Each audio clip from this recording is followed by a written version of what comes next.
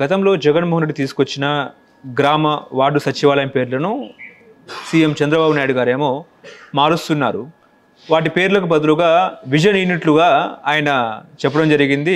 ప్రభుత్వం కూడా ఆ రకంగా కూడా జీవో జారీ చేసిన నేపథ్యంలో ఇలా పేర్లు మార్చడం కరెక్టేనా అనేది చర్చ. ఏం చెప్తారు సార్? అంటే ప్రభుత్వం మారినప్పుడు పేర్లు మార్చుకుంటుంటారులేండి, అదేం సహజంగా జరిగేదే. కానీ అక్కడుండే సిబ్బంది వారిలే ఉన్నారు, విధులు అవే ఉన్నాయి. పేరు మార్చినంత మాత్రాన పెద్ద ప్రఖ్యాతి వస్తుంది అనుకునే దానికి లేదు. ఇంతకుముందు గ్రామ సచివాలయాలు అంటున్నారు, ఇప్పుడు విజన్ యూనిట్లు అని అంటారు, అంతే కదా. దాని మీదట ప్రజల్లో ఏం పెద్ద చర్చ లేదంటే ప్రఖ్యాతి వచ్చేదానికి ఏం లేదు, చెప్పుకునేదానికి ఏం లేదు అంటారు. అంటే గతంలో గ్రామ పంచాయతీలుగా ఉన్న వాటిని కూడా జగన్మోహన్ రెడ్డి అధికారంలోకి వచ్చిన తర్వాత గ్రామ సచివాలయాలుగా మార్చారు. ఆ తర్వాత చంద్రబాబు నాయుడు గారు సీఎం అయిన తర్వాత యూనిట్లుగా అంటే విజన్ యూనిట్లుగా మార్చారు అనేది కూడా ఒక వాదన. గ్రామ సచివాలయాన్ని ఈ మండల సచివాలయాలైనా కానీ పేర్లు మార్చినంత మాత్రాన పార్టీకి వచ్చే మేలేమి లేదు అని అంటాను. ఏముండదు, పాతయ్యే కదా పేర్లు మార్చుకున్నారు అని అంటారు. కాకపోతే ఈ పార్టీలు అధికారంలోకి వచ్చిన తర్వాత పేర్లు మార్చేది సహజం. అంటే మరి వాటి స్థానంలో కొత్త భవనాలు కూడా కట్టే అవకాశము ఉందంటారా? కట్టచ్చు, దానికి ఏం తప్పేముంది.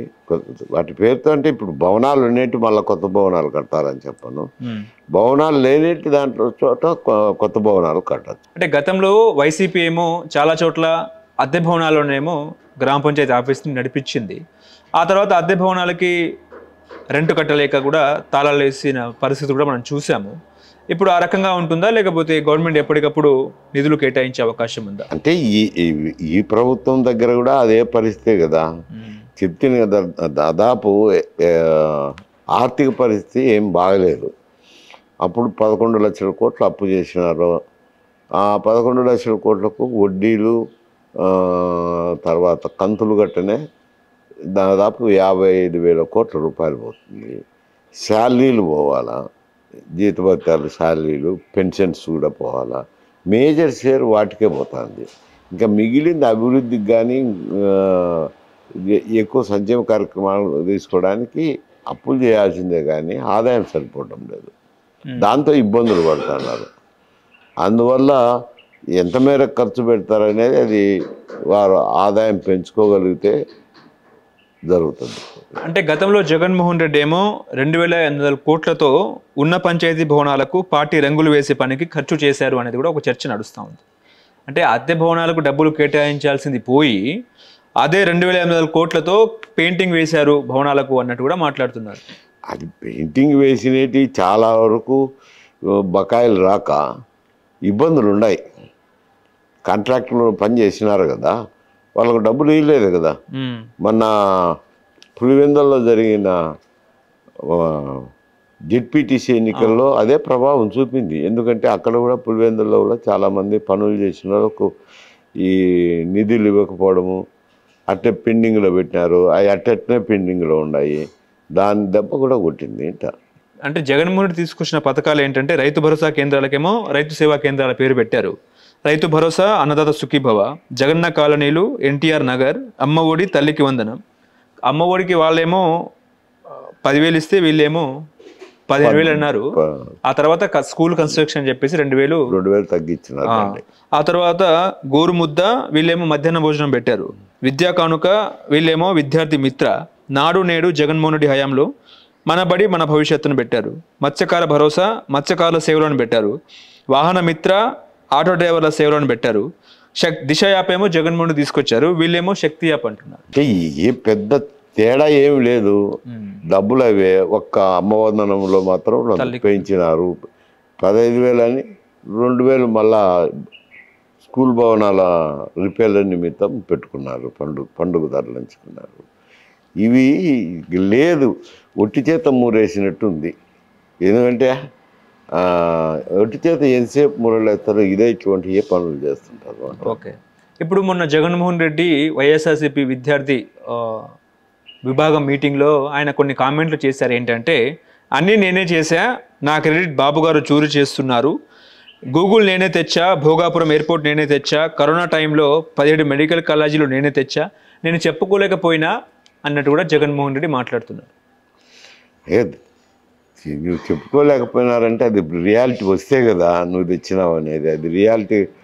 ఇప్పుడు ఆయన రియాలిటీలోకి తెచ్చినాడు. రియాలిటీలోకి తెచ్చినాక అది పేరే కదా. ఒకవేళ అయ్యి సంస్థలు వస్తే ఊరికి పేర్లు పెడితే ఆయనకు కూడా చెడ్డ పేరే వస్తుంది. ఇంకా ఇది తెచ్చినా అని చెప్పి అవి మళ్ళీ రాకుండా ఉంటే కనుక మాత్రం చెడ్డ పేరు వస్తుంది. ఓకే, ఇప్పుడు సీఎం చంద్రబాబు నాయుడు గారు లండన్ టూర్ చూసాము. ఆయన లండన్ వెళ్ళారు, తీసుకొచ్చారు పెట్టుబడులు అన్నట్టు కూడా మాట్లాడుతున్నారు. రేపు 14-15 తారీఖున విశాఖలో సమ్మిట్ కూడా ఉంది, పెట్టుబడుల సమ్మిట్. ఇప్పుడు ఏంటంటే 1,03,000 కోట్ల పెట్టుబడులు తీసుకొచ్చాను అన్నట్టు కూడా మాట్లాడుతున్నారు. ఎంఓ కూడా జరిగింది, 83,000 ఉద్యోగాలు కూడా వస్తాయన్నట్టు మాట్లాడుతున్నారు. నిజంగా వస్తాయా? ఇవి అంతా ఒట్టిదండి. ఎంఓఏలు చేసుకుంటారు, మళ్ళీ వాటిని గురించి పట్టించుకోరు. ఈ ఎంఓఏలు అంటే నమ్మాల్సిన అవసరం లేదు. ఎంఓఏలు చూసి ఇదేదో ప్రపంచం ఊడిపడింది అనే దానికి లేదు. ఇంతకుముందు కూడా ఇట్ని వైజాగ్లో సదస్సు పెట్టి దాదాపు 1,000 కోట్లలో ఎంఓఏలు చేసుకున్నారు. కానీ ఒక ప్రాజెక్ట్ రాలేదు కదా.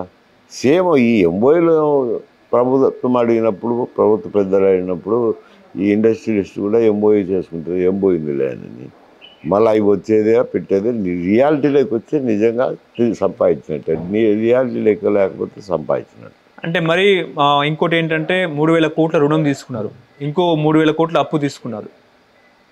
ఇంక చెప్తుంది కదా, రుణాలు తీసుకోవాల్సిందే, అప్పులు తీసుకోవాల్సిందే. ప్రభుత్వం నడవాలా, ఏదైనా కార్యక్రమం చేపట్టాలంటే రుణాలు తీసుకోవాల్సిందే. అంటే తప్పదు. అంత ఆదాయం చాలడం లేదు. అంత చేసిండొచ్చు, కాదనడం లేదు. ఎందుకంటే ఇంక ప్రభుత్వం నడవాలంటే కనుక అప్పులు చేయాల్సిందే. ఆదాయం సరిపోలే. ఆదాయం జగన్మోహన్ రెడ్డి గారు చేసిన అప్పులకు కంతులకే వడ్డీ ఘటన అయితేనేమి, కంతులు ఘటన అయితేనేమి, జీతభత్యాలకు సరిపోతుంది. ఇంకా నీకు ప్రభుత్వం నడవాలన్నా, ఏమి చేయాలన్నా, ఏ కార్యక్రమం చేయాలన్నా అప్పులు చేయాల్సిందే అంట.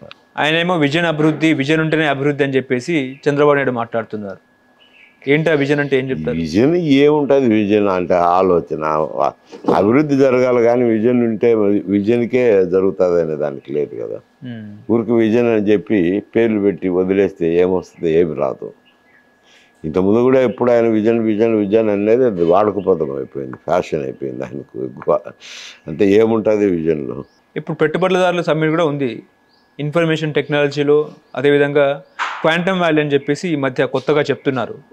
అమెరికా, చైనా వంటి దేశాలతో పోటీ పడతాం అమరావతి అన్నట్టు కూడా మాట్లాడుతున్నారు. క్వాంటమ్ వ్యాలీ వస్తుంది, మీకేమనిపిస్తుంది? అంటే క్వాంటమ్ వ్యాలీ వస్తుందా రాదా అని చెప్పలేం కదా. వచ్చినప్పుడు ఇప్పుడు ఇక్కడ ఐటీ పరిశ్రమ అభివృద్ధి చేసినానంటారు కానీ ఈడ వచ్చేదానికి వేరు సమస్య. హైదరాబాద్లో కొన్ని సెంటర్లో వచ్చినాయి కానీ ఢిల్లీ దగ్గర, పూనా దగ్గర, బాంబే, బెంగళూరు, అట్లా హైదరాబాద్ కూడా డెవలప్ అయింది. ఇప్పుడు అక్కడ రావాలని అంటే వాళ్ళు రావాలి కదా, టెక్నాలజికల్ సంస్థలు రావాలా, ముందుకు రావాలా.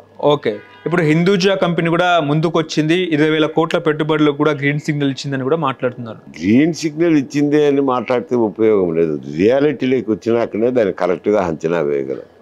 ఊరికి ఇవన్నీ పెట్టుబడులు పెడతామన్నారు, వాడు పెడతామన్నారు, వీళ్ళు పెడతామన్నారు అనేది అవి నమ్మేదానికి లేదు అంట.